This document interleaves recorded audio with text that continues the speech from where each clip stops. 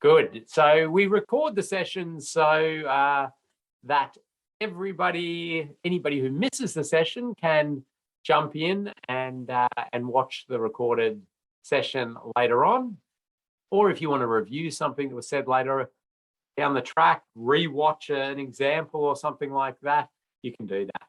Now, I do have a little content warning here. We do show some road crash scenes, nothing overly graphic, but I just want to alert you that we show those to try to work out how to stop them in the future and how to prevent the severity of them. But if that could disturb you, just be aware of that. And here is Emma, and Emma is our training coordinator. Emma's back. You can tell everybody who you are, Emma. Hi there, everyone, and welcome. My name is Emma Arrow, and I am training coordinator with Safe Systems Solutions.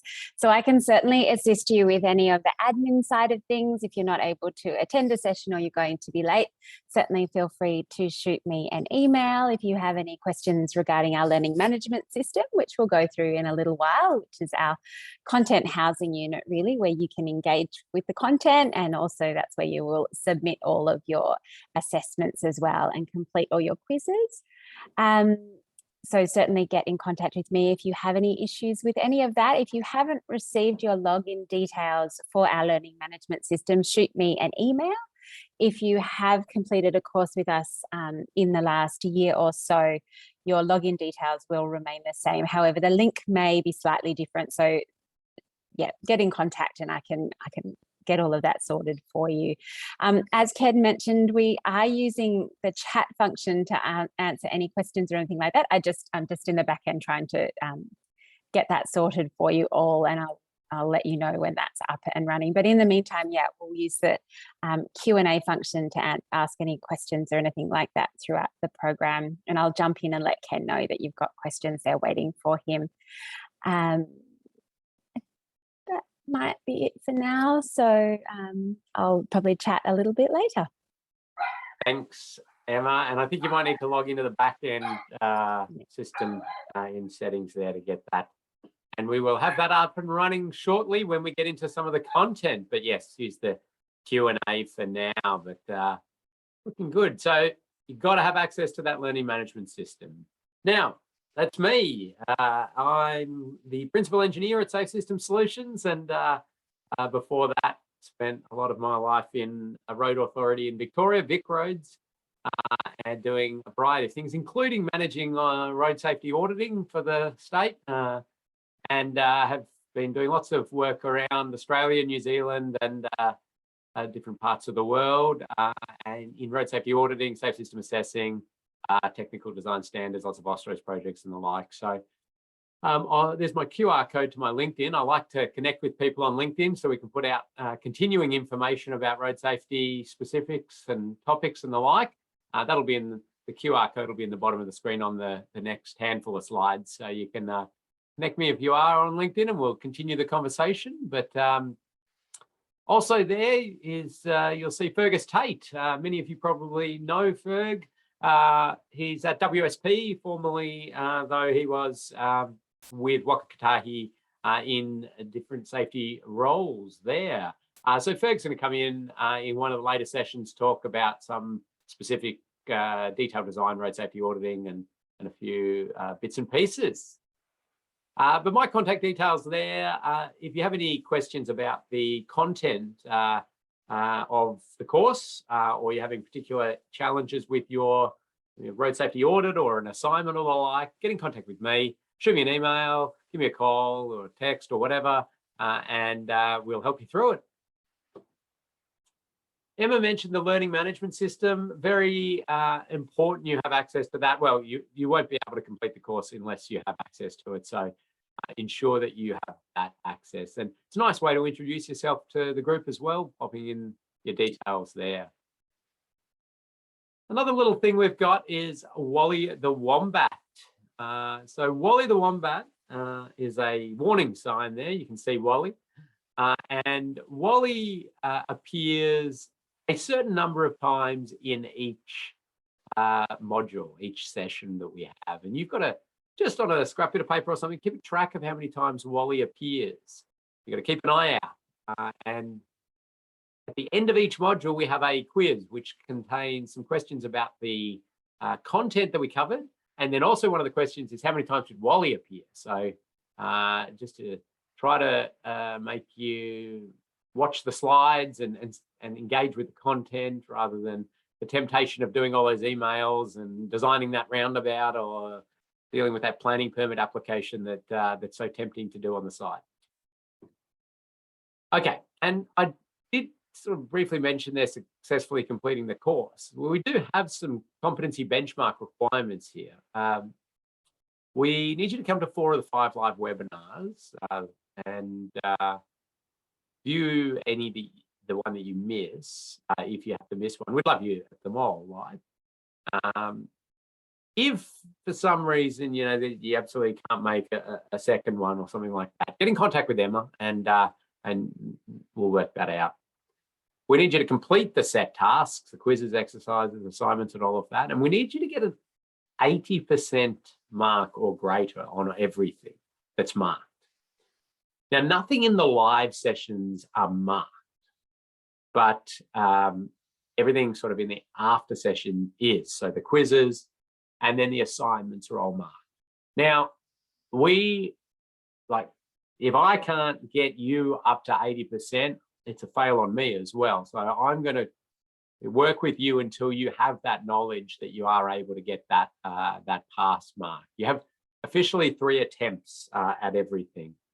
So have a go at it and you'll get feedback, and then we can have one-on-one coaching if you're really struggling there. I'm pretty sure you'll all get up to that competency benchmark, but you'll have to make sure you have a look at and really think about some of the content.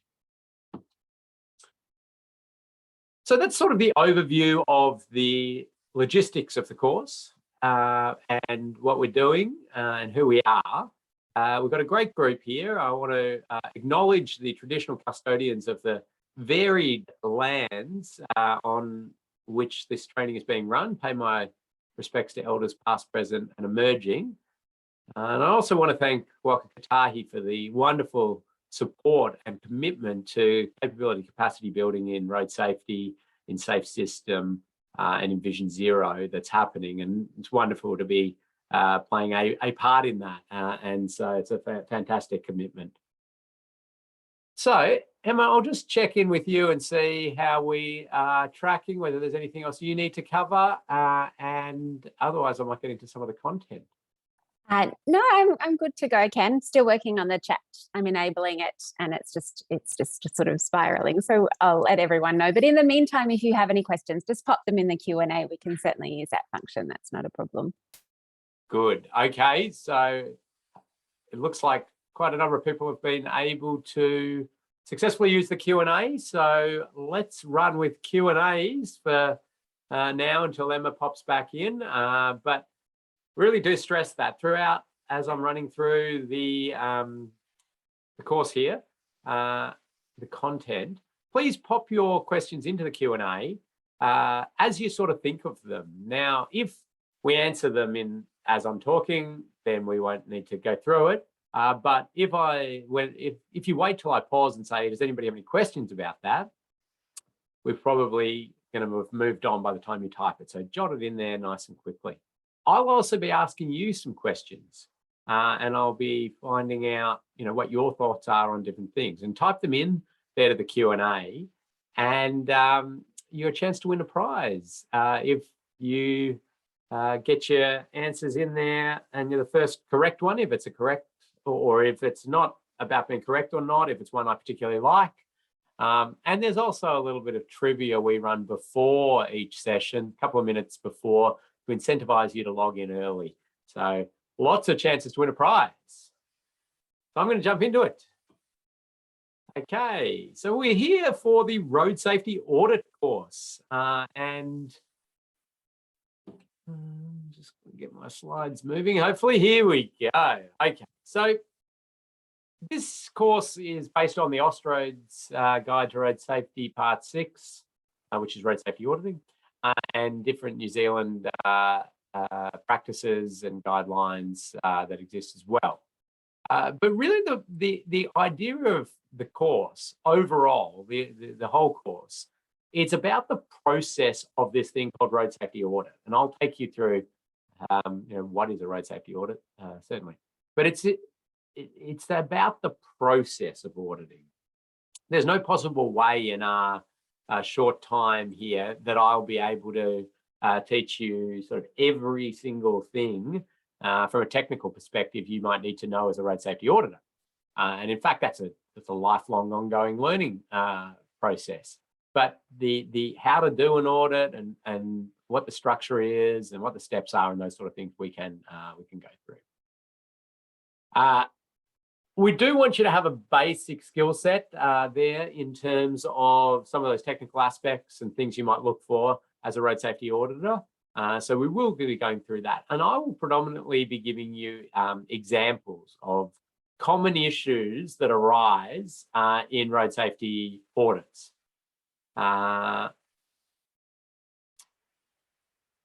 We want to ensure that you undertake audits through a safe system lens, safe system being the philosophy under which New Zealand is operating in terms of road safety, and I'll take you through that. And we want to ensure that you understand and consider the needs of all road users, cyclists, motorcyclists, heavy vehicles, pedestrians, cars, pedestrians being a very broad category covering a heap of different ways that people use the road network.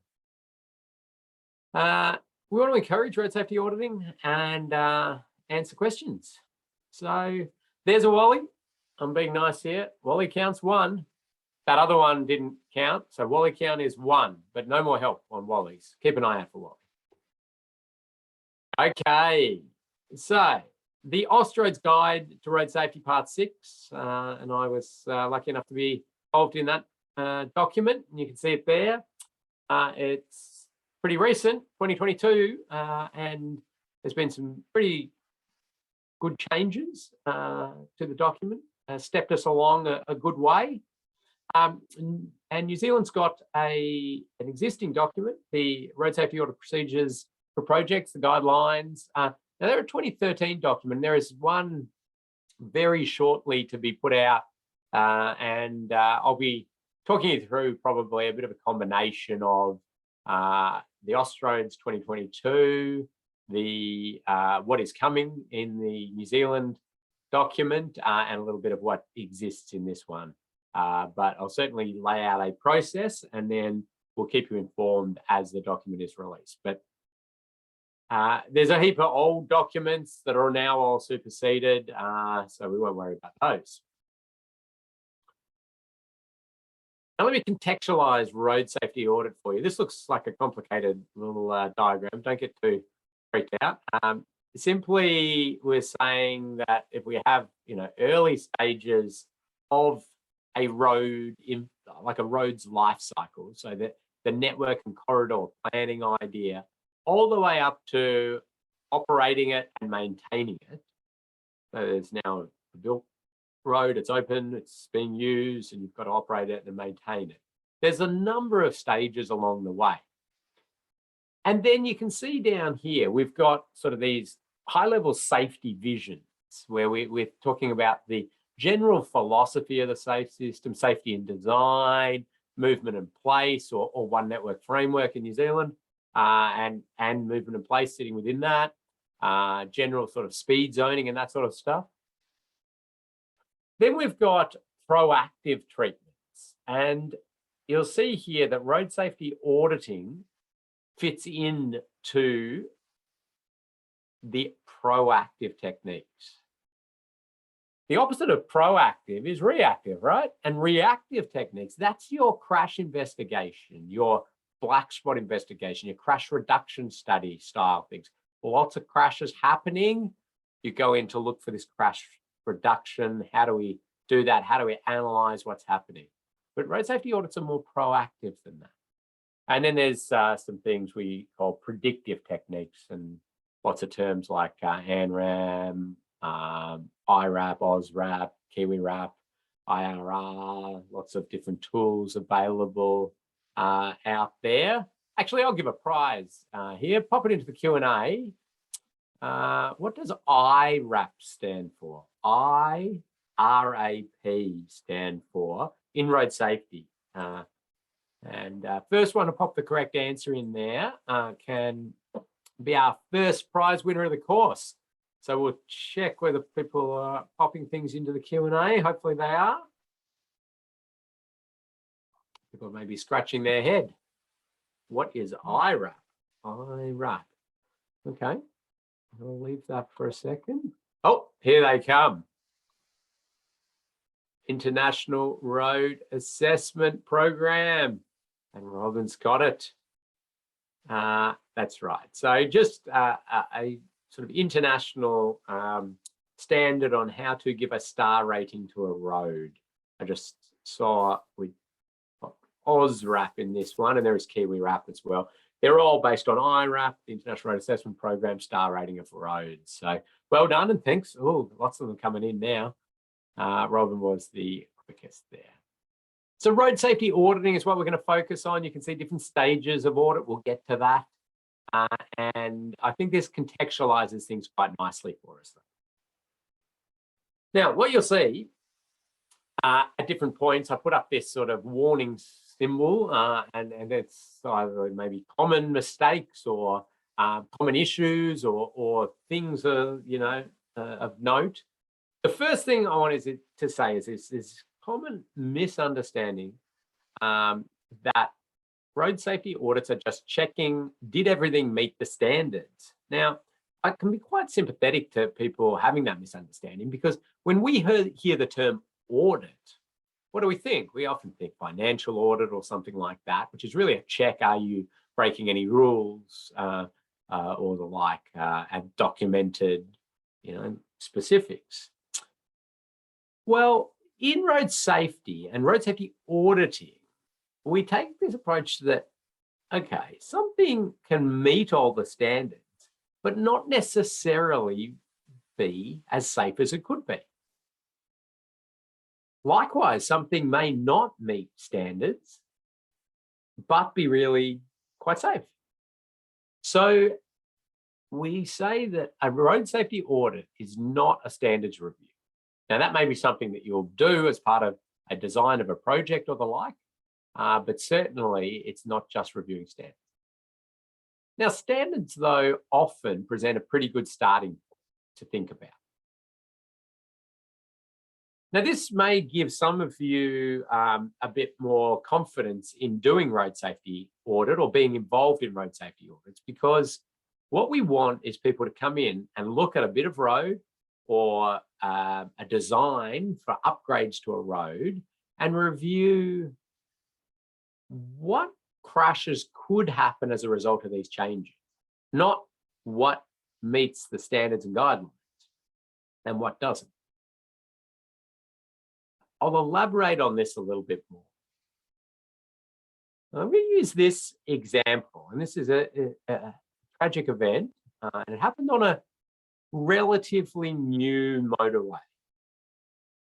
Okay, and you can see there that the large vehicle there has left the road, breached the wire rope safety barrier, and collided with the overhead gantry set up there. And in this case, the driver was killed. So I look at that and I go, okay, that's interesting. Tragic. But from a road safety perspective, I sort of go, well, I wonder what, well, first of all, I say to myself, this is a fairly new bit of road and somebody's died on it fairly shortly after it was open. That's extremely worrying. And then I say, well, okay, I wonder what this barrier system does. It's obviously got a barrier system there. Is that barrier system meant to stop that vehicle or not? Does it meet the standards? Does it meet the guidelines? Or is this something outside of all of that? So hypothetically, if that was a test level 4 MASH barrier system, I want people to have a guess at what weight of vehicle at 25-degree angle and 100 kilometers an hour is it tested to contain? That's a pretty technical, complicated question. But what I'm saying is that there's this protocol for testing barrier systems out there, and it tests whether a barrier will contain a certain vehicle at a certain speed at a certain angle, and they actually physically test it by flinging one of those vehicles at it at that speed and that angle, and to see if it meets a whole lot of requirements. And then there's test level 1, 2, 3, 4, 5, 6. What I'm saying is test level 4, which is a sort of common one. Does anybody want to have a guess at that? You don't lose any points for getting it wrong. But what is the weight of the vehicle? We've had one guess, so Jesse's winning so far. Any other guesses? There we go. Okay, they're coming in now. Sorry, a little bit of a lag there. Okay, we've got a username, D Larson, 10 ton. 10 ton is right. So the weight of this truck, full or not full, is going to be up above that sort of 10-ton range. So that barrier was never expected to contain that. Now, if it was a test level 3 barrier, we're down to 2 tons. So we're really talking about that barrier not containing these larger vehicles. That's the that is the 10-ton truck. You can see there, that's the truck that you use for the testing of a test level 4, and that's considered a higher containment barrier than the usual test level 3, which most use. Now, if you're not a barrier person and you're not into this technical stuff, you don't know this, or you're not really, you're a bit confused, don't worry too much. Doesn't mean you're not going to be able to add value to a road safety audit. It's just that these are some of the detailed questions that we'd expect auditors be asking of detailed designs. And so certainly maybe forming a team with people with some of this technical knowledge around barrier systems, if the job had barriers for that matter. But that's the kind of vehicle we're expecting to contain. So if we go back to this setup actually meets the standards and guidelines, because what we're thinking about here as a crash sort of sat outside of that envelope of decision making in terms of standards and guidelines. But we've seen a death. And what's more, for this one in particular, I look at it and I say, well, this could have even been worse than the tragedy it already is, because we're seeing that the overhead gantry there has taken a significant lean, and if that were to have collapsed over the running carriageway of vehicles, lots of vehicles traveling 100 kilometers an hour, we could have seen some really large catastrophes going on. So that sort of seeds us a little bit of thinking around risk as well, and how we end up calculating risk, but we'll get to that.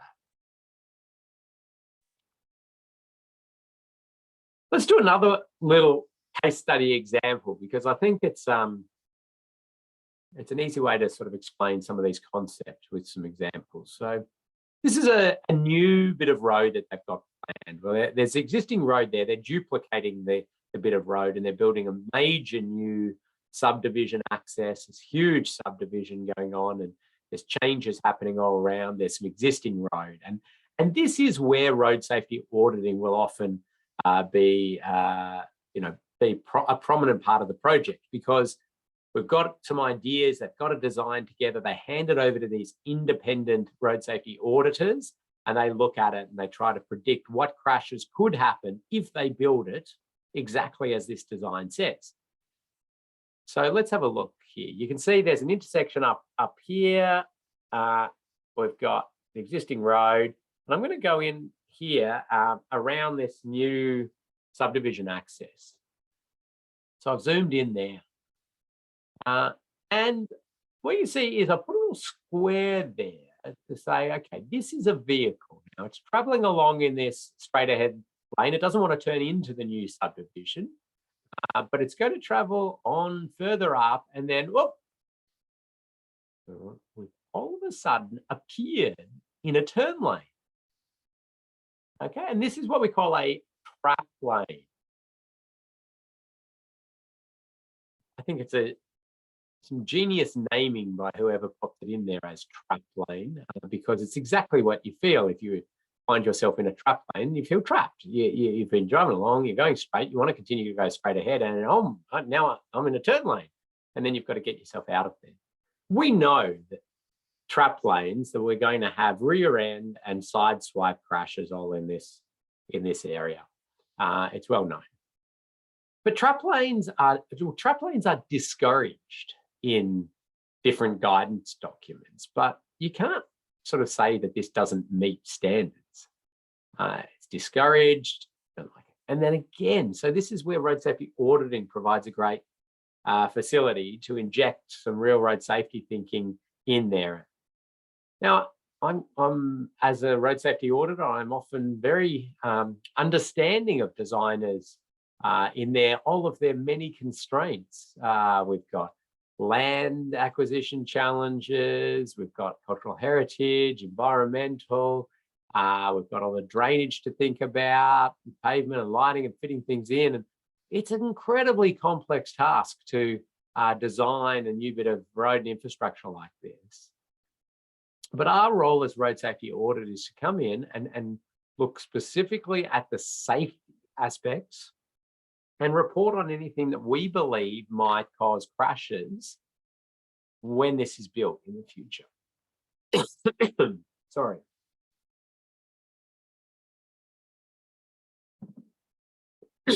So, trap lane, again, another example where you could say we meet standards and guidelines, but we know that there's an issue going forward.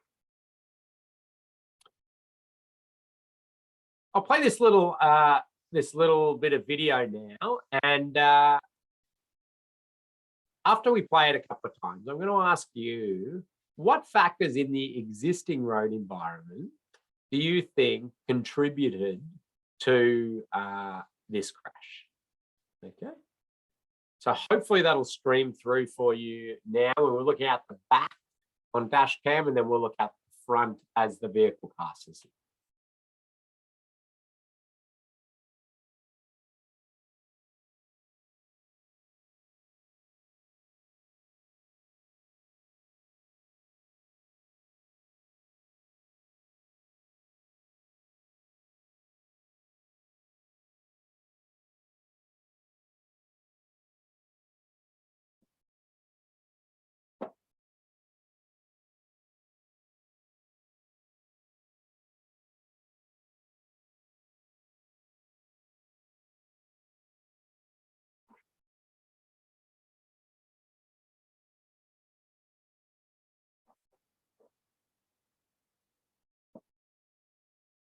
Okay, I'm going to play it again, actually, because, yeah, I want you to have a look at the road environment and what factors in that road environment, what things can you see there that may have played a role in the chance that this crash happened or making this crash happen.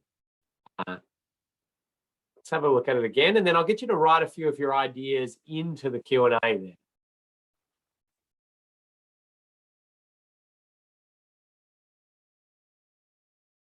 Oh, sorry.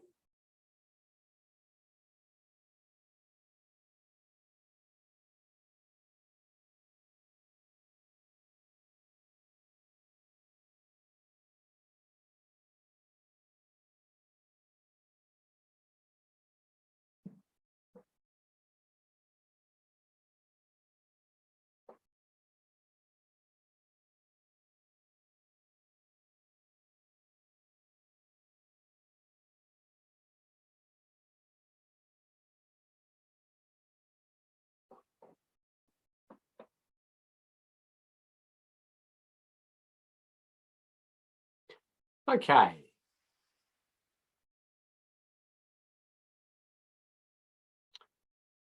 So we've got a few ideas popping in here. Thank you. I'll please keep your thoughts coming in. And we're talking about what sort of road environment factors may have influenced that. And I was saying, so we're seeing some commentary around the ute there and what the ute has done. I suppose it's always an interesting one as road safety auditors. Well, actually, let me first say, we are looking at a crash here and we're trying to understand why the crash happened. That's really not a road safety audit task. This is more a crash sort of investigation task. Why are we doing this in a road safety audit course is to learn factors of the environment that could influence future crashes. So before these crashes happen at different intersections, we can start to make commentary around those. There's always behavioral things happening out there on the road network, but I'm particularly interested in how the infrastructure, the road environment influences, behavior or the way people are using the road and the like. So I'm seeing their speed as a sort of general comment. So maybe the road approach here is, gives the ability for the speed to happen. The idea that a high-ish speed road terminates at a T intersection with priority control, that's a good one. So the wide lane. Okay, somebody's noted some obscuring of signs by other signs. So that's very interesting. And now we're seeing a few others in here. This is good. Thank you for all of these wonderful things. I'm just reading through them quickly as they come in.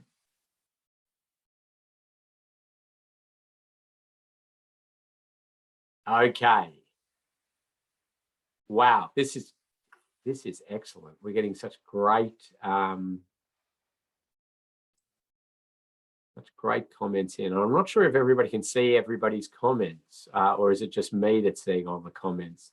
Emma, do you know if I'm not sure. I'm sorry, but I wonder. Okay. We're seeing a whole lot of people too. We've got stuff around the signs, the lines. We've got people commenting on the sight distance. We've got the intersection control itself. And I do notice there's a little bit of confusion. Is this a roundabout or is this a T intersection? And that's that in its own right is actually a very important thing to note as a road safety auditor. I mean, if you're looking at this and if you're looking at a design or imagining a design and, your first instance, you go, oh, it's a roundabout. Oh, it's not a roundabout. Okay. Well, if you're making those sorts of comments, then odds on, 1 in 10,000 or 1 in 100,000 drivers will have the same issue as they approach it. Maybe it's foggy or maybe they've had a few drinks or whatever it is, and they may have the same confusion. So we want to investigate that as road safety auditors. There's one in there that came in, and Emma, we'll give a prize. I've just got to find it again. Another username, O Brown. The light poles and power poles make it look like the road goes straight on. Now, this is, and I do note that a number of people have mentioned similar things in their comments, and it's really good. I picked that one. It was the first one that sort of really clearly stated that issue, which is around what I would call visual deceit. And that's where the road and road environment deceives the driver or rider or walker for that matter into what it actually does in terms of who has priority or the like. And one really, I suppose, classic example of visual deceit does look like this with power poles, runs of trees, runs of lighting poles that continue straight through an area where a driver has to give way. And people will call it sometimes a see-through effect or tunnel vision, other sort of common terms people use for it. The idea being that the driver will, it's not a conscious thing, it's a subconscious thing that they just sort of not made aware that their road terminates. So visual deceit. And I think that that's quite interesting on this one, the classic run of power poles there and lighting and things that continue straight through, the road sort of continues straight through and potentially that driver may have just recognized a little too late that their requirement to give way there. I think a lot of the other stuff we're seeing in there is really good as well, and I'm not discounting any of it. We've got people talking about should the lighting have been on? Oh yes, so people giving other names for this sort of corridor effect and the like, and those are all really good things to spot. And Vaughan's given a nice little thing of self-explaining. Is the road self-explaining? And that visual deceit means that it's really potentially not self-explaining in its entirety. There might be some self-explaining aspects to this road, but yeah. So what we're trying to do as road safety auditors is try and find some of these things before they're ever built. Or if they've just been built, to look at them and say, we're worried about that and can we alter it? But it's best, absolutely best, to try to eliminate the visual deceit, this sort of see-through effect, before any intersection upgrades have happened, and alter things and change things so we can do that. Sure, we want to also ensure that all the signs are right, they're not cluttered and getting in the way of each other. And we want to, so there's, you know, little things like that. So somebody did point out that these signs sort of get in the way of each other and you can't quite see different things. You know, is that the biggest issue here? Probably not, but is it worth pointing out? Yeah, it would be nice to get that. We've got interesting, you know, abilities to turn right and left, and so we're going to have some sight line blocking issues. We'll get to some of that sort of stuff shortly. We've got that general see-through effect. So there's plenty there influencing the chance that this crash could happen. Now the crash starts to happen, doesn't it? And we see the two vehicles collide with this light post. And the light post sort of breaks away, doesn't it? And then the top of the light post comes apart. I'll admit I've not seen something like this apart from this video where there's that top separation, but that's all right. But this is a slip-based light pole. So somebody made a decision to utilize a slip-based light pole in this situation. And this is another important thing as road safety auditors, to not just think about what are all the things that could cause that crash. And you did a really good job of finding a heap of things in there. But we want to go into, now, what's making the crash or the potential crash more severe or less severe? And so those who have done the safe system assessment training with me, and I know a few of you have, we spend a lot of time thinking about this severity of crash, don't we? Well, that's further integrating into road safety auditing now. So we're getting closer to, you know, sort of road safety audits and safe system assessments are really coming closer together, and we do a lot more thinking around that. But the choice to use a slip-based pole in that location, I think, is a really wonderful choice, because I think that that's really potentially saved this person's life, if not serious injury. And just by the ability for it to break away rather than being that abrupt stop. And so slip-based pole is just these amazing like invention, in my opinion, where the pole has a collar to it, and so the wind load is onto the bolts in the torque. Yet if it's impacted from the side, it slides, it shears, and breaks away. So wonderful invention. And hugely beneficial in terms of road safety outcomes. Now, I'll ask, I suppose, no, I won't yet. Slip-based poles. There you go. You can see a slip-based pole near New Plymouth there. Obviously must have had a bit of speed and the like associated with that to get its way up there and through the reassurance sign. No injuries in this crash. Now you can imagine if that pole was a fixed pole, whatever speed this person has collided with it, we would have certainly seen a very, very different outcome from no injuries. So that's a really, I suppose, wonderful example of where somebody's mistake, a failure, they've left the road for one reason or another. We're going to try and do things to stop that, but the severity of crash is certainly down. Okay, it looks like we've got the chat up and running, have we? Yes, we have. Yep, it was much more simple than I thought it was actually. So yep, we're up and running. So now all questions and answers to any of Ken's quizzes can go into the chat feed now. Thank you very much for everyone's patience, and I apologize for the inconvenience.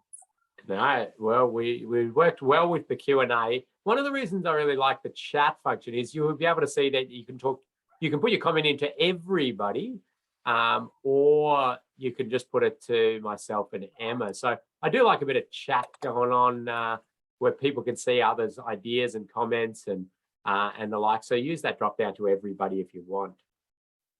So we're just talking about slip-based poles, which I think, as I mentioned, are a really exciting opportunity there. But they're really, I've put them up here as just one random example because of the fact that they are very much a severity reduction. So crash is happening, but we're thinking about how bad is that crash going to be? And can we use these slip-based poles, for example? So as a road safety auditor, you might be given a design and, one of the pages of the design might look something like this. And it might have all sorts of stuff on there about the different lighting that's going to go in different places and what type of lighting poles are going to be used. And you could be looking at it and saying, okay, they're going to use rigid poles here. I wonder whether we could use slip-based poles instead, because if somebody leaves the road and they hit that rigid pole, it's going to be a very serious incident, isn't it? And so those are the kind of sort of detailed things you might be starting to think about as a road safety auditor. But okay, let's have a look at this bit of road network. Now we're seeing some light poles, certainly there.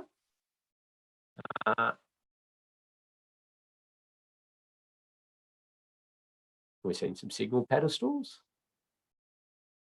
Now, what might be the danger of having those as slip-based poles? Anybody want to pop that into the chat? What do you think, what risks could that present if those were slip-based?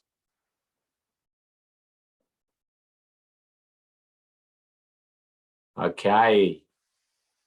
Yes, Grant's in there for a prize, and lots of people following it up. I think Grant might just have the quickest internet there to fling that idea, which was it could fall onto pedestrians, and that's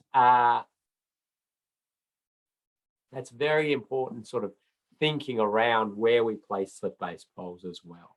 So we're now thinking holistically, okay, the occupant of the vehicle is going to hit the pole. There's a transfer of energy in there and there's potential injuries, but then we've hit the pole and now the pole falls and, is it falling into areas where pedestrians could be standing, onto other vehicles, onto power lines or others? So we sort of have that bit of thinking. Now, the choice then becomes, well, do we use a rigid pole? Because we know that won't fall or won't likely fall onto pedestrians. And in lower speed environments, that is perfectly acceptable because we know that the vehicles won't be leaving the road and hitting these poles at speeds above sort of 40 kilometers an hour, which we know is generally around that sort of threshold that we don't want vehicles hitting poles above for the occupants of the vehicle. But what if we get a little bit higher speed than that? We're a bit worried about that, but we're not, it's very hard. Does anybody know the name of another frangible pole? So frangible is the term we use to cover off all of these things that break away or shear or collapse on impact. We call them frangible, which is a term that many of you will be very familiar with and use all the time. The public doesn't know what on earth we're talking about when we say frangible poles, but some of you may. But there is a different type of frangible pole. So we've got that, so there is slip base, which was the one we were just looking at, and then exactly as Jesse said, there's the folding ones, and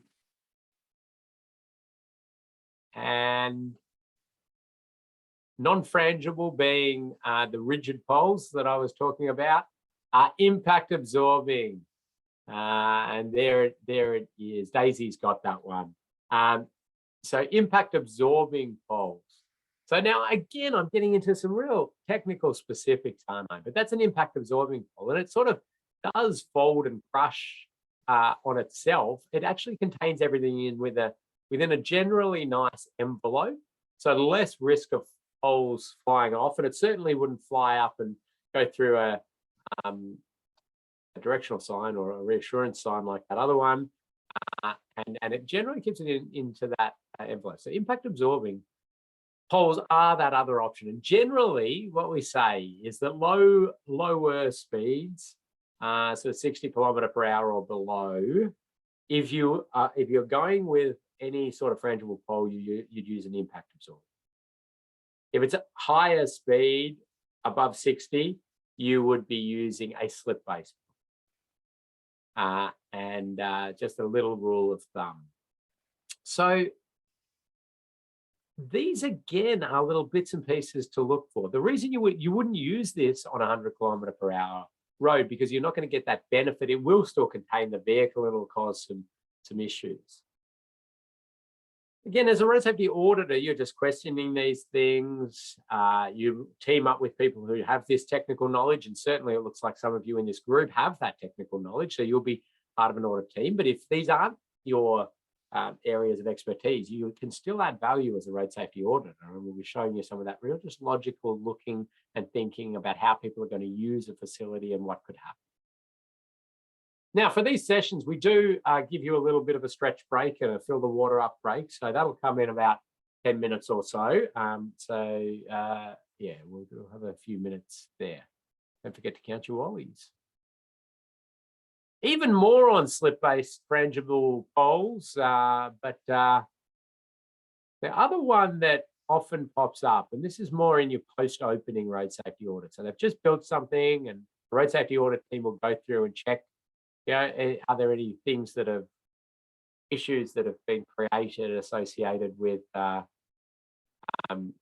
new infrastructure, things that may not have been picked up on the plan? Was it all installed correctly? Have they got the markings the wrong way around, or put the wrong colored RRPMs, or these sorts of things? The height of the slip-based pole is another important one, and you can see here one of our road safety auditors. They're just going around in their many checks of this fairly new roundabout installation. Are things right? Okay, where's the slip plane? He's got one of our little Barry measuring devices, which has the correct height and tolerance on there for the shearing plane, just so we need to measure it and remember it each time. But you can make your own little one of those with a stick and some tape, and different tapes of different rope heights and barrier heights and wire rope heights and those sort of things. But that's a common issue. If the shear plane is too high, just means vehicles will snag on it, and it'll act like a rigid pole. If it's too low, it can be embedded in the ground, and we just start to lose some of the shearing potential. Too low, not often the worst unless it's actually embedded in the ground somehow. Too low is a bit better than, is far better than too high. Where will they fall? That's what we think about in the design as well. And have we selected the first one? So as you can see, I'm throwing out different random specifics, and I do this to give you a few, immediate things that auditors will find and look for, but also to show you the way we're thinking as auditors.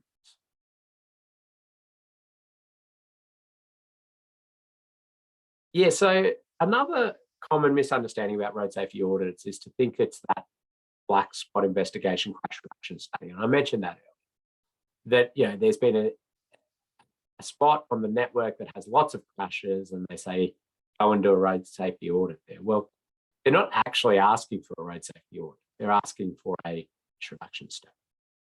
They just maybe have heard the term audit, and they think that that might be the right thing. You could do a road safety audit at that location, but you wouldn't be too interested in what the crashes are. Okay, because the road safety audit process doesn't delve into in-depth looking at the crash history and those sorts of things. It's the proactive approach. And in fact, road safety audits are predominantly done on road designs. So they're planning upgrades to a bit of the road.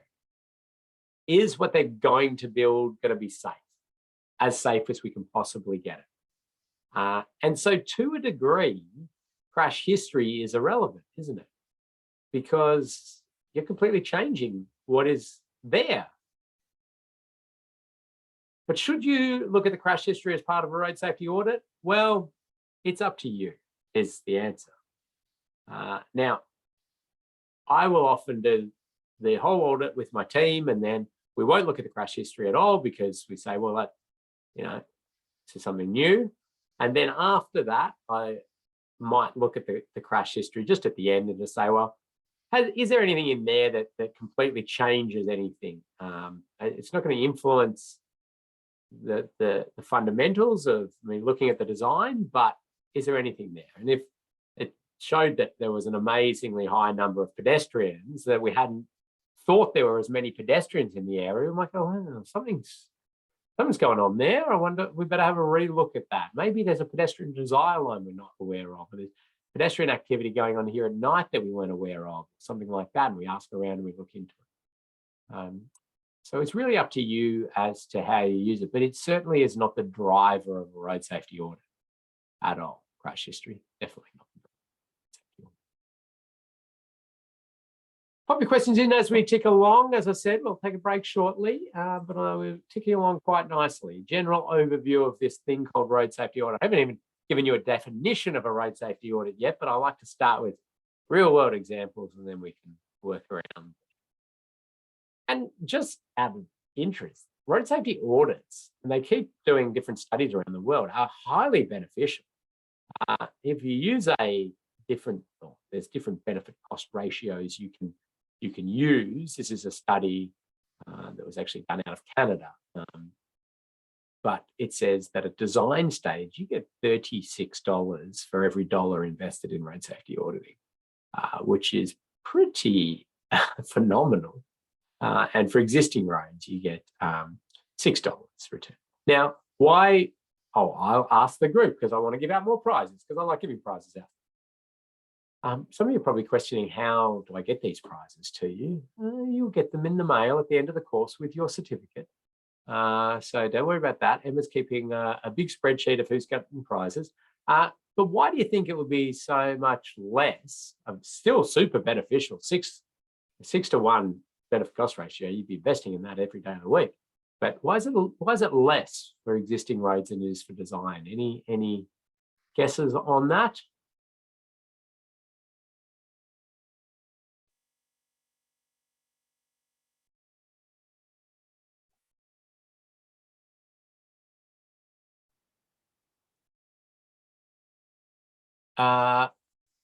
Wonderful comments, and I can almost give everybody a prize here. But I like the way that John has framed that one. Easy to change design on paper. So let's give John a prize there. Catherine's done really well there. We'll give Catherine a prize as well. In fact, I could give so many people prizes on this one. I picked 2. Thank you to everybody for the wonderful comments there. But that's it, isn't it?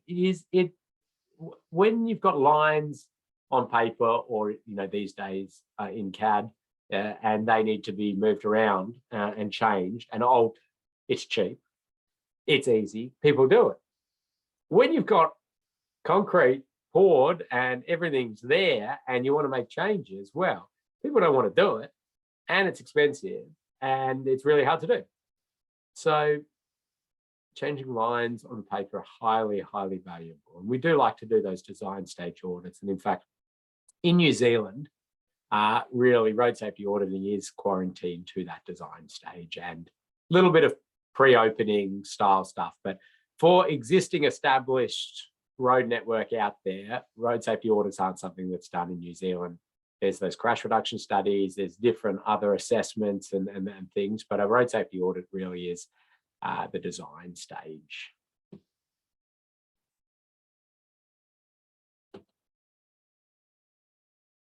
Okay, so what is a road safety audit? It's surprising it's taken me 36 slides to even get to that question, isn't it, considering we just started a road safety audit course? Well, Austroads has a definition of a road safety audit, and we've put the Austroads Guide to Road Safety Part 6 into the learning management system, so you can download it. You can read that full page yourself, but I'm not going to read you word for word what they define as a road safety audit there, because there's quite a lot there. And the decision was made to do lots of clarity around that, but we will sort of work through that. But I do capture this specific statement out of Austroads within that big page of definition. It's a formal examination of a future road or traffic project or an existing road or road-related area in which independent qualified team reports on the project crash potential and actual safety performance respectively. Formal. The road safety audit process is a formal process. It has 8 steps or 10 steps now, but they're there and you've got to follow them. And we'll take you through all of those. Future projects or existing road or road-related areas. As I say, New Zealand is really, road safety audit is focused on that one, the future projects. Independent. So this is where only people independent of the project can be the auditors of that project. You cannot do the road safety audit of your own design. You cannot do the road safety audit of a project that you are project manager of. If you are a local government person or a Waka Kotahi person, for example, and you sort of manage a big part of the road network, and there's a design for upgrades to it that you haven't been involved in the design, it's not your project that you're managing, can you audit that even though you have some, I suppose, vested interest in that road network? Well, yes, you can, because you are sort of defined as independent from the project. So that's okay. Qualified teams. Well, I'll take you through in our final module, what are the different qualifications associated with road safety auditing? What are the different registers around Australia? And New Zealand doesn't have a specific list and register, but what would you expect of a road safety auditor in New Zealand? And certainly coming to a course like this, which teaches the process, absolutely, that's going to be a requirement. You might think of some other skill sets and complementary skill sets in a team. And you can see there crash potential. We're trying to forecast, we're trying to predict what are the crashes that are going to happen when they build this. And I just love this as an exercise, because not only are you trying to look at a design on paper and say, what is that going to look like when it's built, right? And that can be a challenge in its own right. You've got to really be imagining. Then you've got to say, okay, I've got that in my head, how it's going to look when it's built. Now, how are people going to use that? And what issues are they going to have? What mistakes are they going to make? What are they going to see as a motorcyclist? What are they going to see as a cyclist? What if they're trying to turn from this spot? What if, what if they've come out of the train station there and they want to go over there to the pub? How are they going to do that? Where are they going to go? Yeah, that sort of thinking. So you really, imagining the future and imagining problems and trying to iron those out before they actually are built. And that's what road safety auditing is all about. And the 2013 New Zealand document talks in a very similar way. There you see independent safety of all road users has been clarified in that document to ensure that everybody remembers we're talking about all road users, pedestrians, cyclists, motorcyclists, cars, the like. Qualitatively, so not putting specific numbers to it, but we'll get to risk ratings and the like. And it's stated in this document is not a review of compliance with standards. Now, as I say, you might point out some things that don't meet standards as long as you can see a road safety issue with that. But if you go, no, that doesn't meet the standards, but I've got no road safety problem with that, that doesn't make it into your road safety audit report. You may like to just shoot an email supplementary to say, hey, by the way, that doesn't meet the specific requirement of section 52A of whichever document, but we weren't concerned from a road safety perspective. I just wanted to flag that with you. There you go.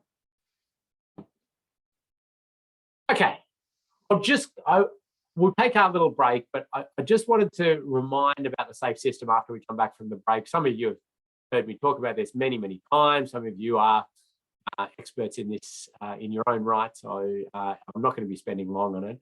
But I'm going to give you 3 minutes now to stretch, fill your water up or your coffee or whatever you want, and we'll get back into it in 3 minutes.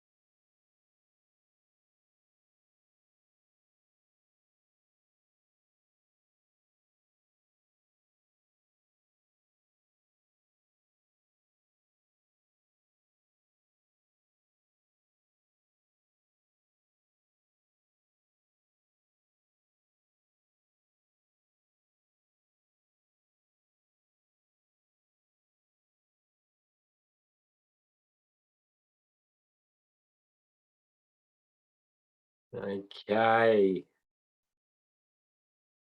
Emma, I think we'll get back into it. Just check if there's anything that I need to deal with. Any questions in the chat?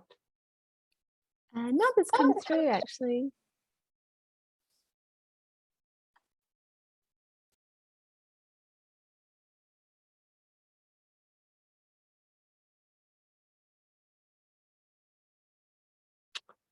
Yeah, a good point is in there around, yeah, those extra comments coming in a comment section in a road safety audit, but not as specific audit findings, which I think is another good way to do it.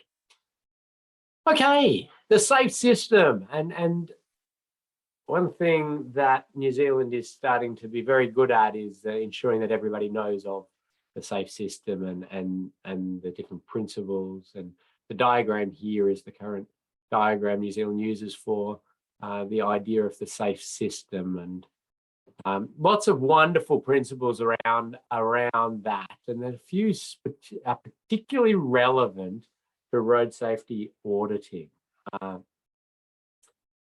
So we strengthen all parts of the road transport system. So remembering that we can influence things with the road design and the choices around the infrastructure, but we also need to think of the vehicles, the people, we need to think about speeds, and we need to think about post-crash care and the like. But road safety audits are very focused on that infrastructure, how we build it, and the interface with how people use that infrastructure, of course, and behaviour. But that's our element.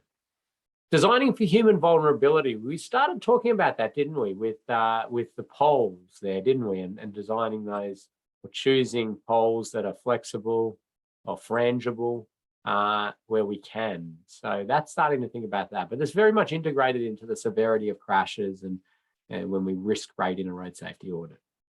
We have a shared responsibility. So we're still talking about we are responsible for trying to ensure safety as the designers and auditors and the like. We want everybody to feel responsible for safety. Evidence-based approach and utilising the expertise we have to make informed decisions and help out. The idea of health, well-being and livable places is wonderful and super important. It's a great sort of coattailing that has been done in this, the New Zealand road safety strategy to look that road safety can play an important role there. It becomes an interesting one as a road safety auditor if you have a project that is going to significantly change well-being and livable places and the like. Technically, it's not our role to comment on that. There are, and there should be others that do comment on that, but that might be things you'd prefer to put into a comment section or another email, because we do have to be focused on road safety in road safety audits. Otherwise, where would you stop is I suppose the question. I mean, do we start commenting on whether we think it, is aesthetically appealing? Do we comment on whether we think it, will cost too much? These things aren't really our role. Our role is to just talk road safety and the potential for death and serious injury to our community. In a relatively immediate sense, I know some people would say, well, climate will be that, that issue, and completely agree with that. We're talking about sort of this project in its immediacy. We make significant and critical decision, we make safety a critical decision-making priority. So that's another great principle. And we promote good choices, but plan for mistakes. So that's again us thinking about the severity of crashes. So let's have a chat about that. Now, this one I certainly know I've asked a couple of you many times, but we'll see. We'll see how people go. This might even be a poll, Emma, if we loaded up a few polls. I don't know. Maybe we didn't.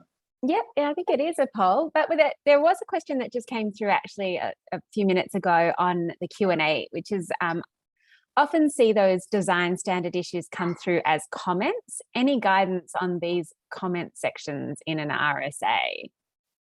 Oh, yeah. Okay. So, yeah, I should have elaborated on that a little bit when I was talking to that. I'm okay with comment sections. I do like to see it.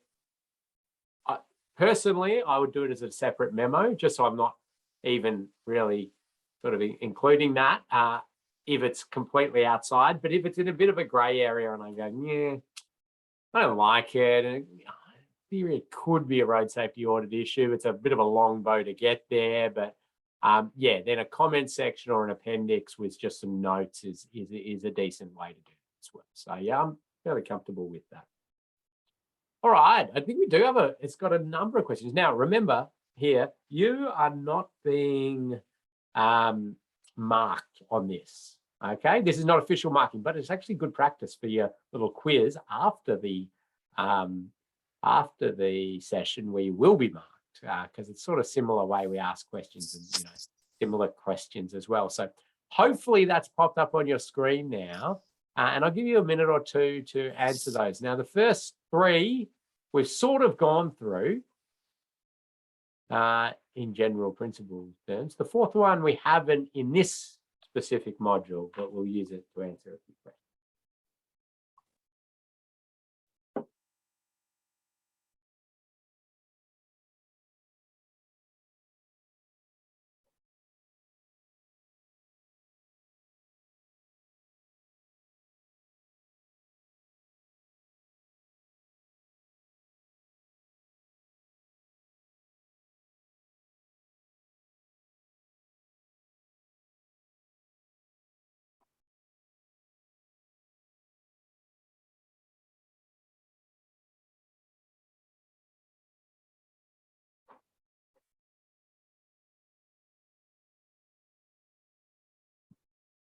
So this is good, seeing lots of answers coming in. A few people seeing some similar questions to which we use in the Safe System Assessment. This is the part of the audit course, which we're ensuring everybody understands safe system principles. So that's good too. Of course, there's going to be overlap there.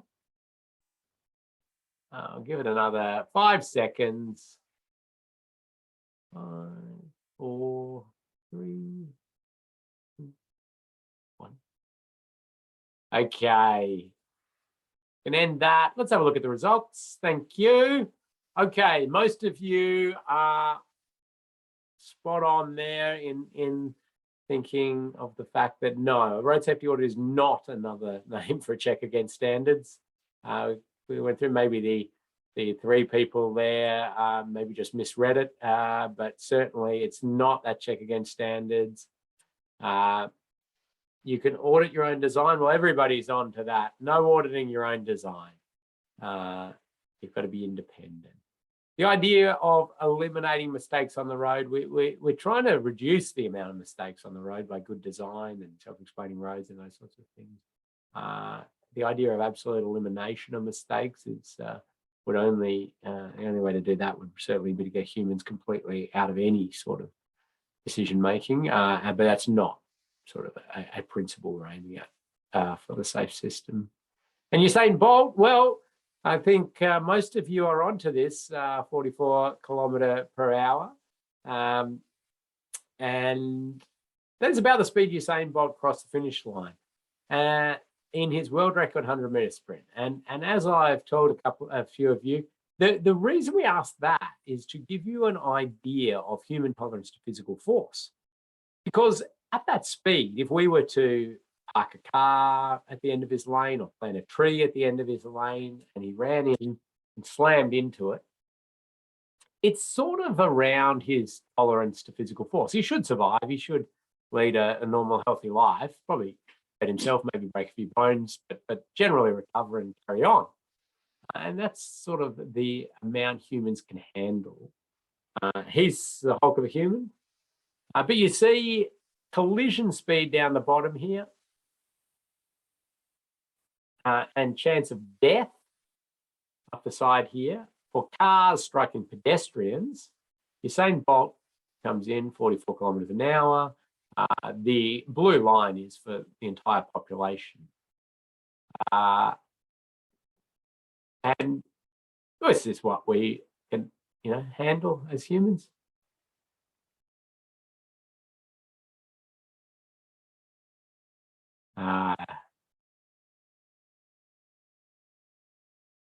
Our body is designed to handle that sort of stuff. We don't like it, break a few ribs, but he came back and won the gold the next year, I think, and that's what we can handle.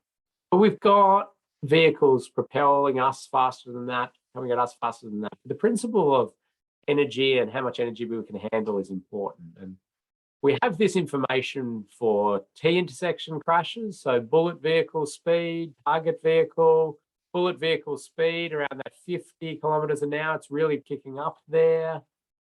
And head-on crashes, and that's the speed per vehicle. So around that 70 kilometers per hour as we see things really start to tick up there in terms of the chance of death to our community. 70 kilometers per hour each vehicle. So this info becomes important in our road safety auditing, in the same way it is for safe system assessing, is thinking about, well, when the incident happens, how bad is it going to be? And we tend to draw that sort of line around that 10% fatality rate. And we say 30 becomes a really important speed, 50 and 70 under these different potential crash scenarios. Because things get really bad really quickly after that, they exponentially kick up after that. Here's a table with a bit more on a few of those other ones. We talked about cars crashing with trees and poles around that 30 or 40 kilometers an hour.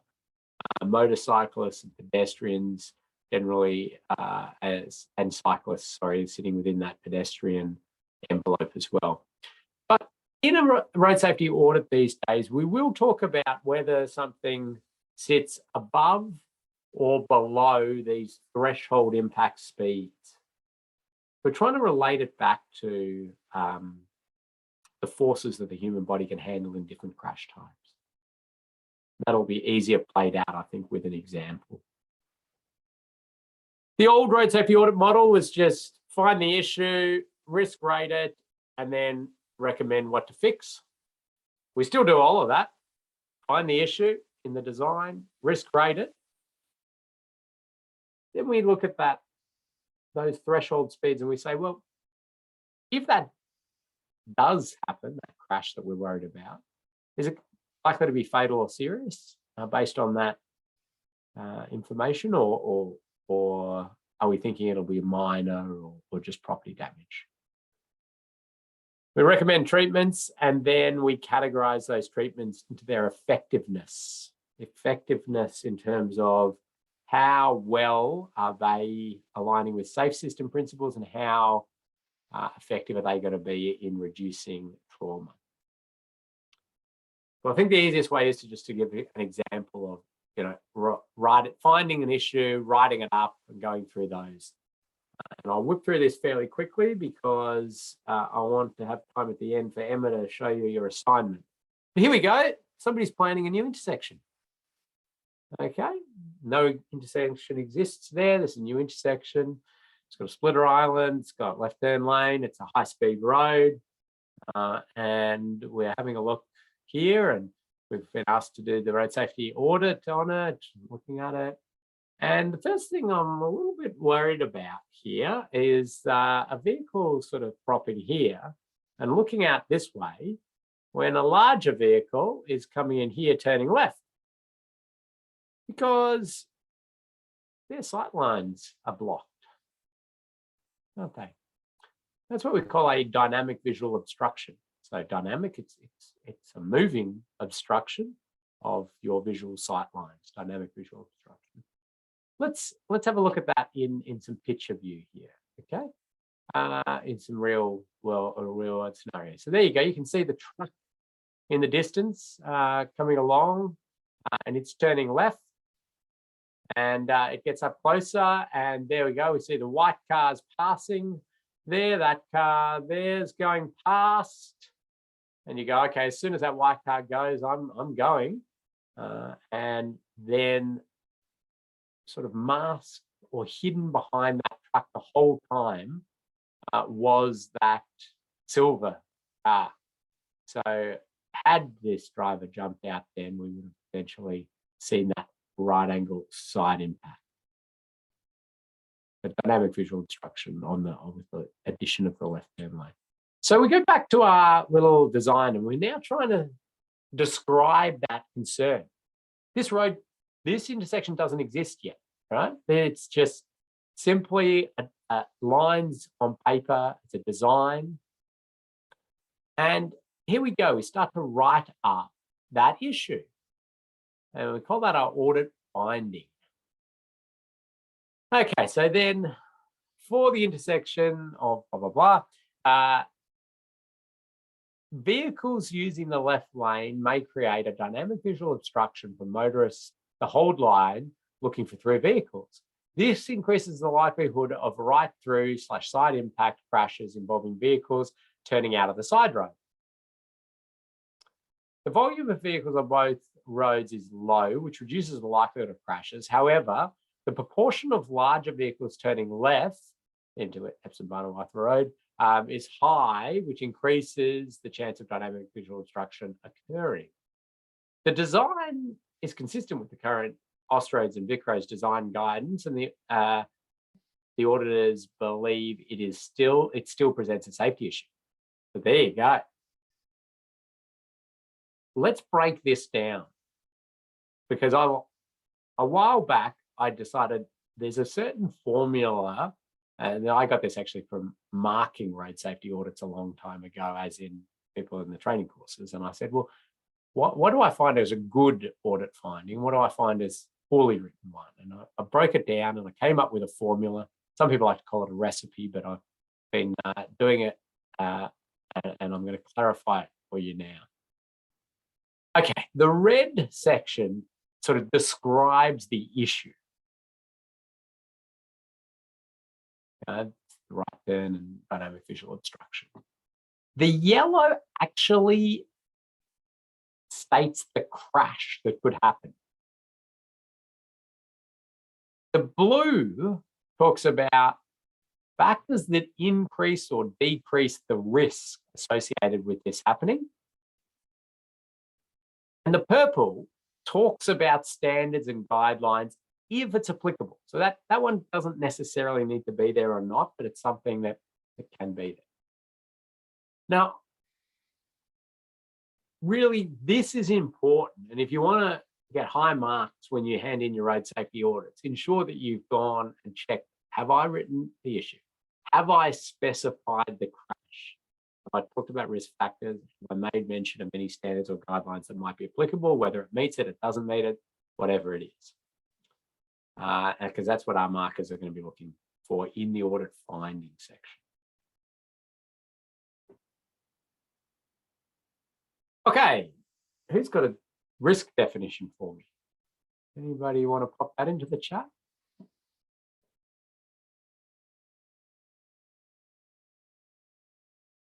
Risk equals something times something, maybe? Yes, likelihood. Oh, no, hang on. Not likelihood times frequency. No, I just nearly there. Yes, Brent is in there. Likelihood times consequence. That's right. Or frequency times severity, I would have accepted as well. So, I mean, risk is what is the chance that a bad thing is going to happen, multiplied by how bad that bad thing is, like the severity or the magnitude of badness. So financial risk, you know, it's the chance of that being a bad investment and how bad of an investment is it going to be, health risk, all of these things. It's likelihood times consequence. And we use this in road safety auditing. In safe system assessing, we've split out from likelihood exposure and we've, gone about that. So we use likelihood times consequence. Now, this is used, this table is taken straight out of the New Zealand 2013 guidance document, and it's about frequency and severity, and that's good. And you can see there that frequency is the chance of the crash or the probability of the crash. And severity, New Zealand's the only place in the world I've ever seen anybody frame it like this, but I kind of like it. Severity is the likelihood of death or serious injury from very likely to very unlikely. Now, I did lie awake at night a few times pondering whether or not this is double counting likelihood or not. I've come to the conclusion I'm comfortable enough with it, but anyway, it is what it is. It's what's used, and so I kind of like it. But what we need to understand here is that frequency, in terms of the probability of crash, includes exposure or the number of vehicles. Okay, severity is still, when that crash happens, what's the chance it's going to be a death or a serious injury? Now, we do have a little bit more information in different areas. So Austroads has some information about frequency of predicted crashes and what sort of severity we're talking about. But I'm not going to get into that because the New Zealand document, the 2013 document, has a few things to give us a bit of points to work with. They're saying frequency, would be thinking about that crash or predicting in the future that we'd see it once a year for frequent, and once about every 10 years or more for infrequent. And so the others are going to sit somewhere in between that, obviously.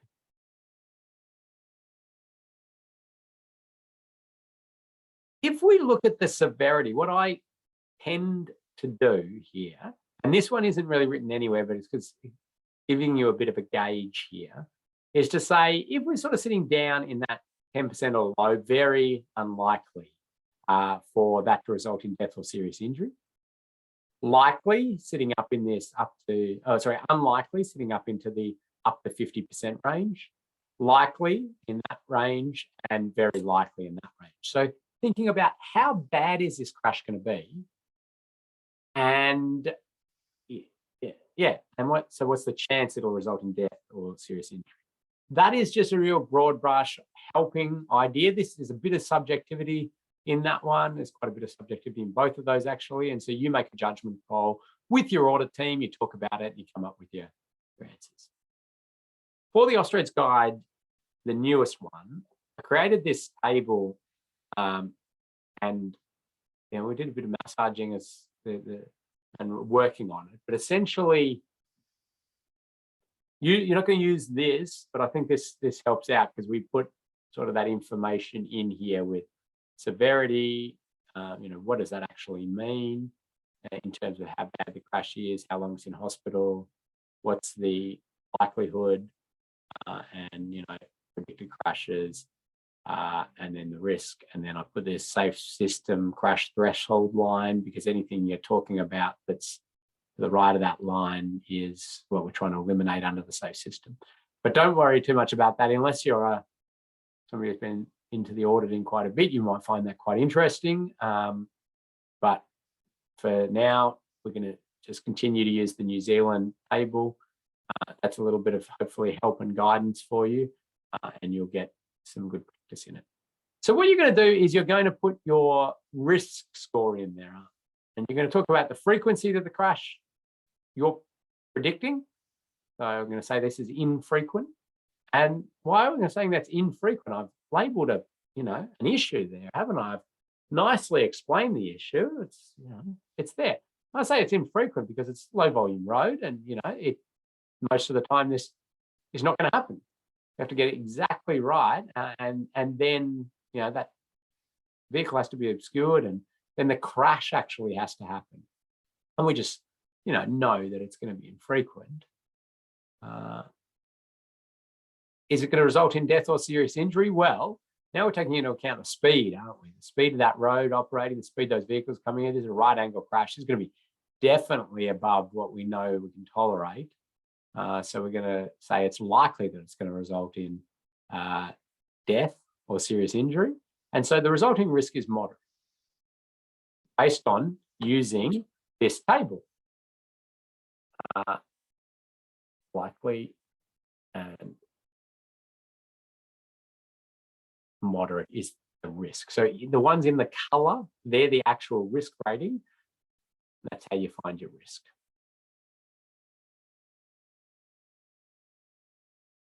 So then we want to start to think about, well, what can be done?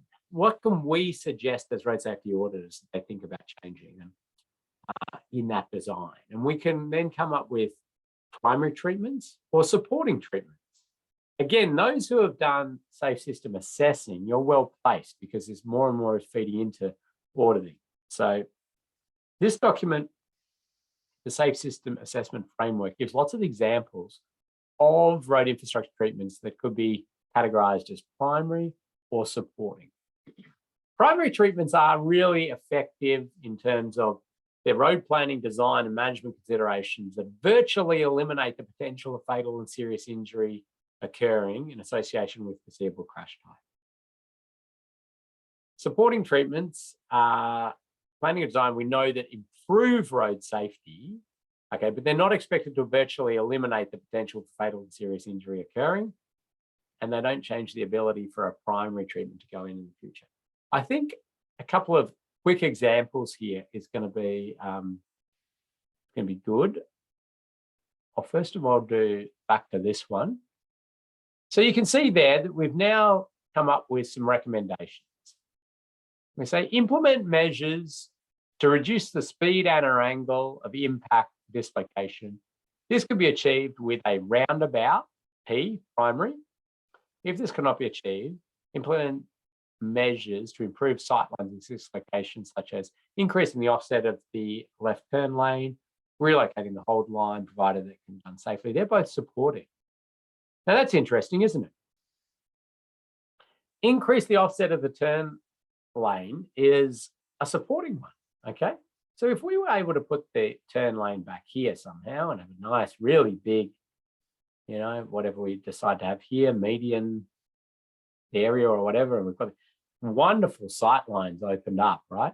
That's certainly not going to be in the way. People want to say that that's a primary treatment because we've eliminated the sightline issue, haven't we? But the thing is that we're thinking about the crash, which is this vehicle coming out here and this vehicle being struck or striking it there. That crash can still happen. It may not happen because they couldn't see it because of the vehicle, the dynamic visual obstruction, but it can certainly still happen. And so we're thinking about the crash, and it can still result in death or serious injury. But it's not necessarily the issue that has been eliminated. We're thinking about the crash. Hope that makes sense. Hope that helps to clarify it a little bit. Interestingly, I was with an audit team and we were doing an audit on another job with some upgrades to an intersection happening, and we had that exact issue again.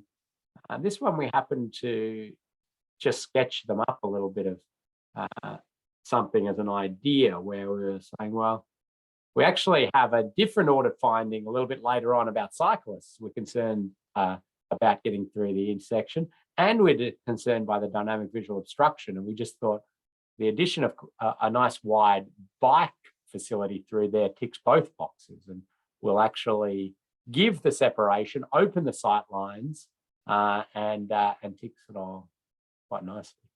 Anyway, that was that's just one in passing. So really, to get that primary treatment status, it either needs to address the consequence of the crash and get that within those tolerable levels, or it needs to sort of virtually eliminate the possibility of it happening. And that's very hard to do, considering we're trying to accommodate or understand human error is going to continue to occur. Okay, now some of you are probably going, wow, okay, there's a lot going on here. I'm starting to freak out. don't worry too much, because you're going to get lots of practice working this through and having a go at it, and you'll start to get your head around it. I'm trying to cover off a lot. And New Zealand has a wonderful template for you to use, and you will be using that. And you can see in the template, it's a Word document. It's got drop-down menus to, force you to remember, okay, I need to think about the frequency, and I need to now think about the severity, and I do my drop-down menu on that. And then you put your risk in. So you get sort of, you get sort of walked through this as you go. Now, I think a question might have just popped in there. Would putting cyclists in between create another concern? Yeah, okay, a fair question in there from Vaughan in terms of are we creating other issues? And well, I'll address that in two ways.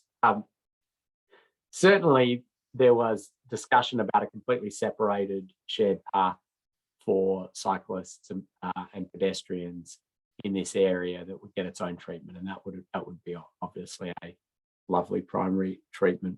The way it was designed, we identified the cyclists using the area, and they will, under their current design, continue to use the area and basically still be sort of stuck between and with no separation between left turning vehicles and right and through vehicles.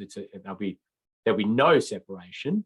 So this is trying to create them a little bit of space from that perspective. But I do agree in the sense that it's not the ultimate outcome that you would like.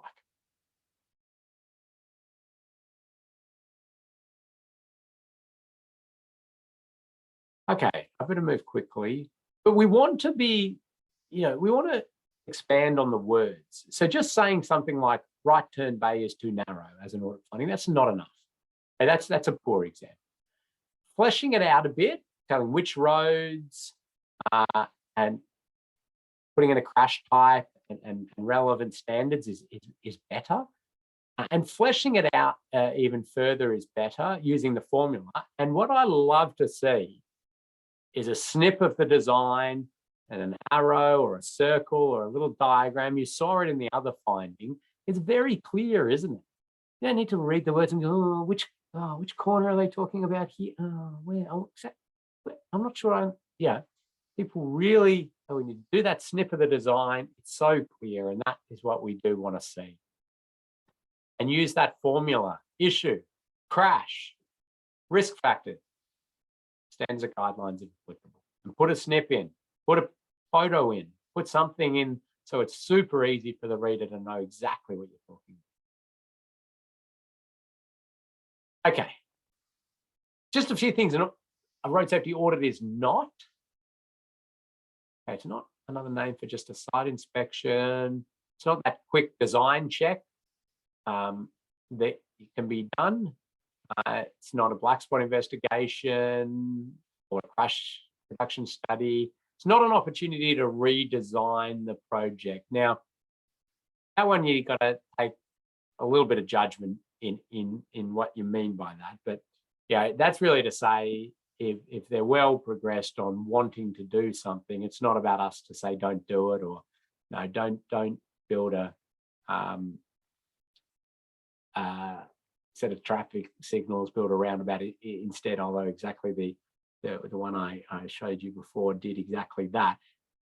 It depends which stage you're at in the project, I suppose. If it's in those early feasibility stage audits where they are genuinely thinking about scope, then that's okay. But if it's at the detailed design stage, it's really trying to help things along for the general objectives they're trying to achieve in that project.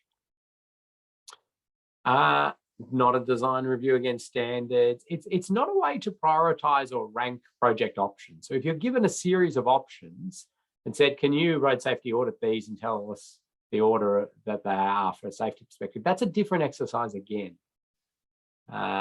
You would, as a road safety auditor, just report on the issues in each of those projects.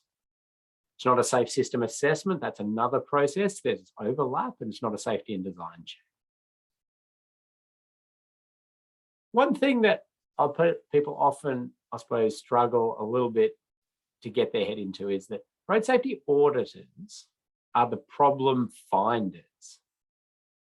Solving the problem is actually not the auditor's role. Now, we certainly jump in as auditors and roll our sleeves up and try and help out a bit with some ideas, some recommendations, and the like. But really, the auditor is the problem finder. And I find that a lot of people are so, I suppose, just conditioned to solve problems that they don't spend the time to unpack the actual problem. And I'll see this often, but the auditor will, in the findings, say, this should be a semi-mountable curb. Like, whoa, how do we jump to that?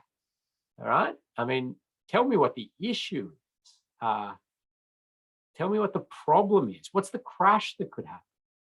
Now that, solving it, yes, it could be you semi-mountable curb, or you may completely redesign the geometry, or you may do other drainage elements, or, you know, there's often many ways to lessen the risk.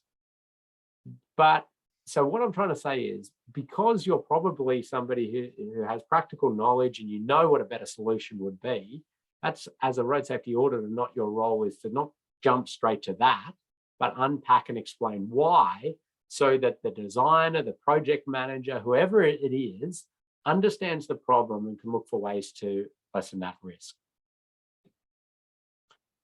And I mentioned a couple of other different assessment methods, because road safety audits are what we're talking about.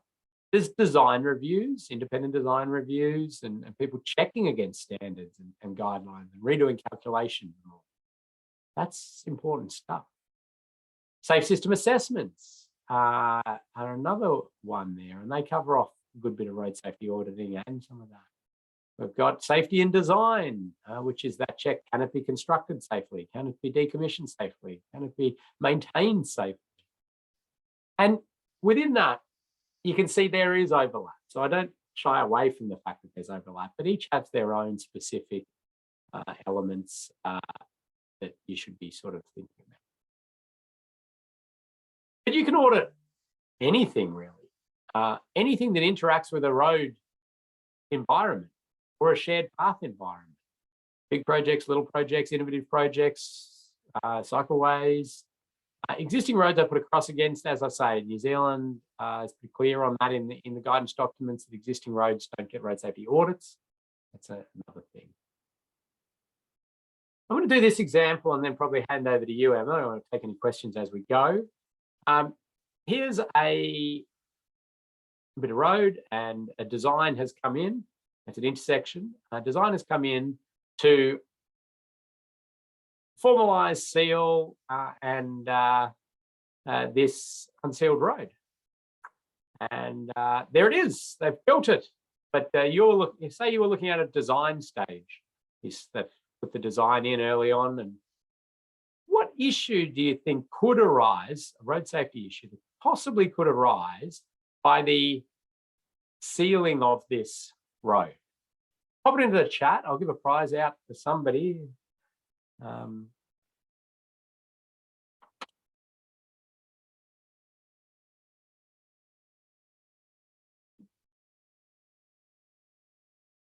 Okay, higher speeds, failing to give way again, good. Sebastian, I'm going to give a prize to, again, that sort of see-through effect. Lex has got a good one in there. Missed the opportunity, the roundabout opportunity. Yeah, I'd love to see a roundabout in there. Absolutely. And in fact, yeah, sort of jumping ahead 15 years, there is a roundabout there finally. Took them a lot of our community to be killed and injured before that roundabout finally got there. Really good points in here. Lots of great stuff. Crossroads. Let's give Sebastian that prize. Not the only thing. I think everything they said there, but this is the new bit of road. don't worry about the burnout marks. That's just, but if we look at it from the existing road, you can see it is a straight through. And what was happening when it was unsealed, this road on the other side, it actually gave a visual contrast difference. And it really highlighted the fact that this road sort of ended.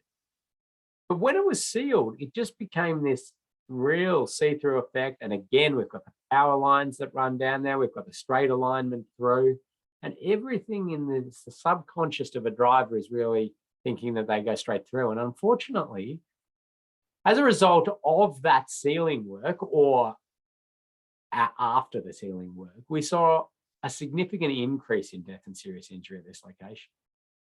And they didn't do a road safety audit because their justification was, well, what? We're improving things here.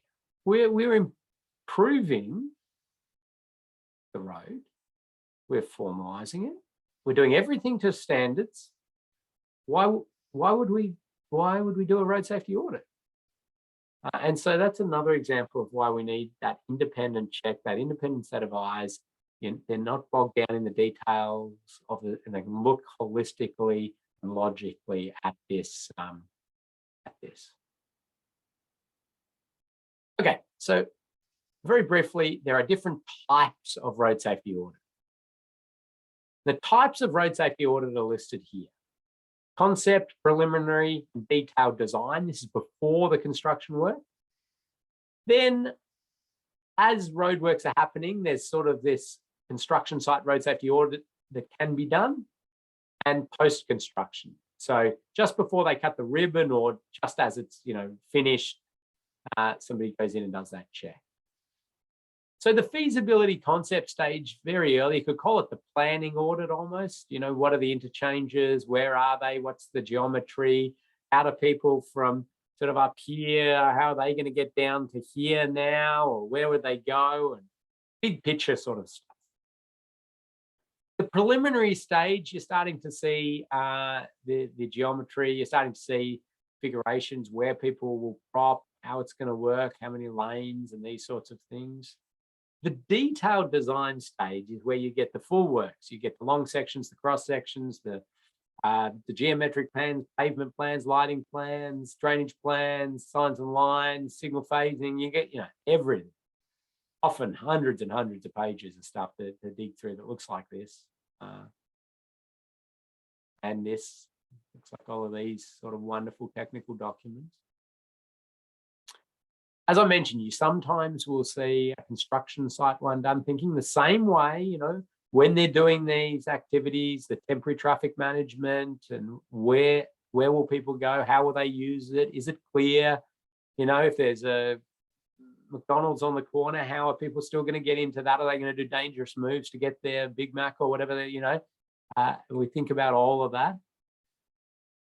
Pre-opening, you come in and you check, have the lines been put in correctly? Are the RRPMs the correct color? Are the barriers the right height? Is the slip base pole the right height? Is there anything new that's appeared?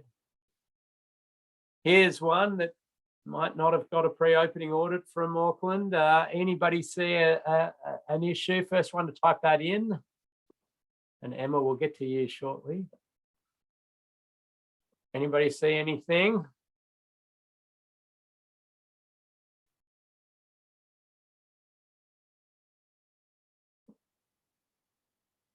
I think Grant gets this one. Oh yeah, a few other good spots there, but we've got a forced conflict here, haven't we? Because if this one is a left turn and this one's a straight, that's not going to be a great outcome at different points. So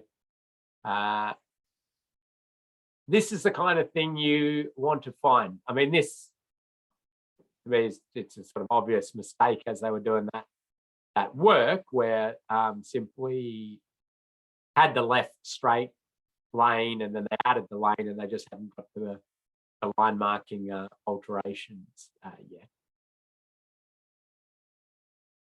Or they just forgot about it. So anyway, there's just a a quick example. There are these things called thematic road safety audits. So they have a theme: cycling, walking, motorcycling. They're sort of classic thematic audits. But technically, you could do any theme if you wanted to. You could do a e-scooter road safety audit. You could do a wheelchair road safety audit. You know, it's just going and getting in the shoes of that road user and actually feeling and seeing things from their particular perspective.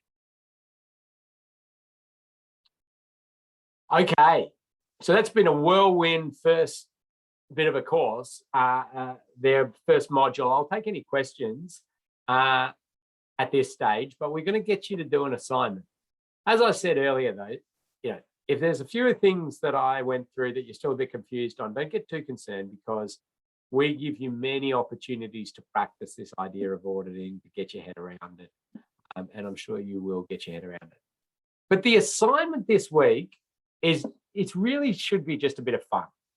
Fun way to look into a specific road safety topic. We are going to give you a randomly generated topic. And what we want you to do is research that topic and then create something for us. It could be a short video, it could be a fact sheet, it could be a little short presentation, could be a cartoon, could be an interpretive dance, could be a TikTok, or whatever you want. It's really, you're free to do that. But what we want you to do is create something for us that relates it to the road safety aspect of it. It could be road safety auditing aspect of it. So I don't know, if you were given lighting, for example, or you might like to do a little video about the importance of lighting from road safety and how you can better see intersections and better see people crossing and the lighting standards of this and that. Now, we don't want you doing, you know, weeks worth of research on this. We want a quick bit of research on Google and finding a few things and then pulling something together. But we do really enjoy people being creative, and we're going to give you some prizes for, well, one's the most creative way of presenting the information, two, the most technically sound, third one for the most engaging. You will be marked on it, and you know, we do want to just ensure that you've captured a bit of road safety technical information, but we'll give it a few extra marks for creativity, technical soundness. Certainly you would pass if it's just a written, you know, sheet of dot points on key road safety bits of information about that particular topic you're about to get. But we want to see it. We'd love a bit of this creativity. And we've seen some wonderful stuff.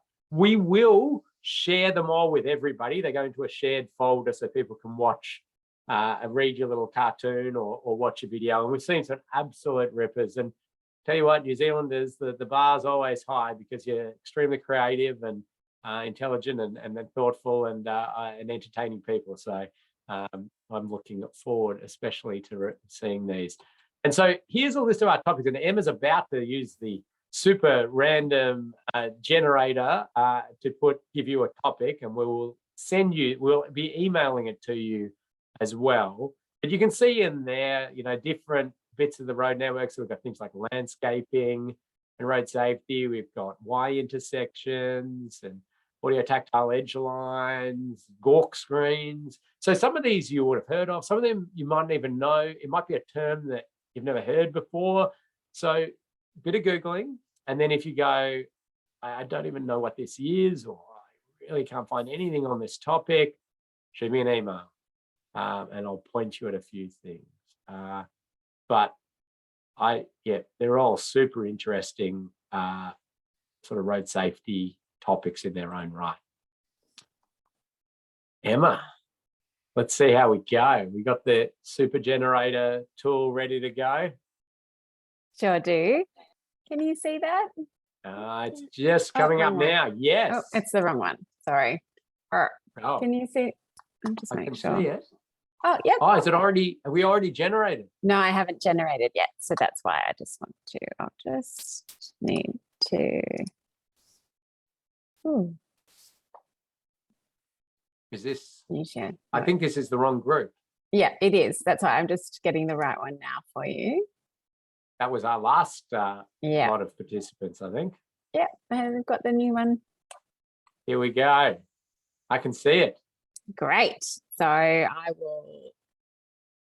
will start generating. I'm going to press it maybe 8 times because it's the 8th of the month and the 8th month of the year. So Right. ta-da! There we go. Oh. Okay.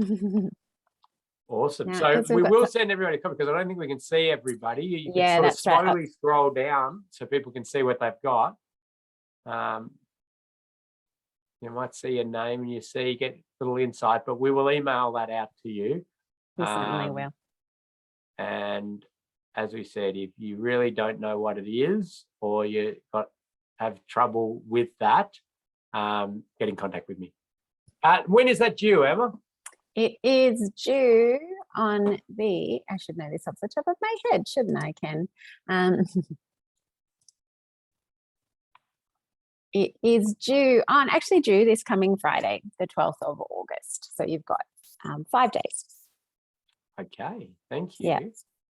Yeah. And we will give out the prizes then next week. Yeah.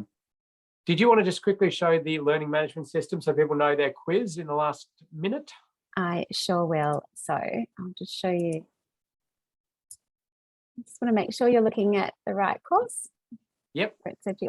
So when you, this is our learning management system, and I will just bring up the course here, and you should be able to see it from this as the student perspective. So this is where you came in and did your introductions and things like that and did the pre-course work.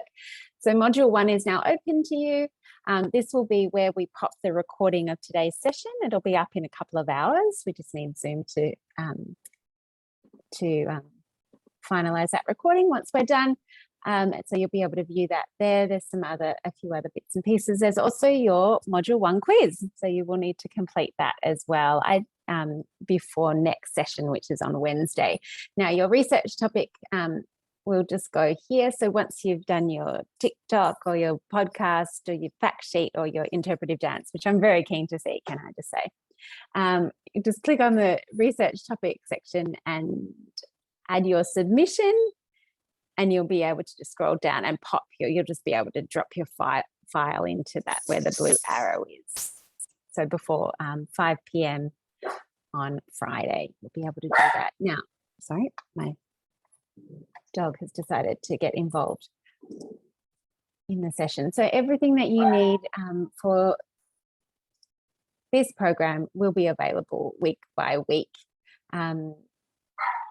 So all of the presentations are there and all of your quizzes and any assignments that pop up throughout the program as well, which we'll tell you about as they come up. Thank you. So resources are in there up the top. Yes. Reference documents and resources are up the top. Course information. So if you need to find any details about the agenda, another Wally the Wombat counter is in there if you need another one. And then I'll also, when we share the research assignments, once they've been submitted and marked, I'll put them in that folder there that you'll be able to see. Also, if you're looking for the link again for the next session, you can click under the link to webinar here at the top and you'll be able to log in that way as well. It's there. Thank you. And somebody's popped in that they noticed we took the wombats off the slides online. Yes, the wombats are not on your PDFs. Otherwise, it would just be too easy, wouldn't it? Absolutely. Okay. All right. Well, thank you, everybody. Any final questions or comments? Otherwise, we'll see you at our next session. Log in a little bit early for a chance to win a prize with some trivia. Thank you for your attendance at this session. Thank you, everyone, and we'll see you Wednesday. Bye. Bye.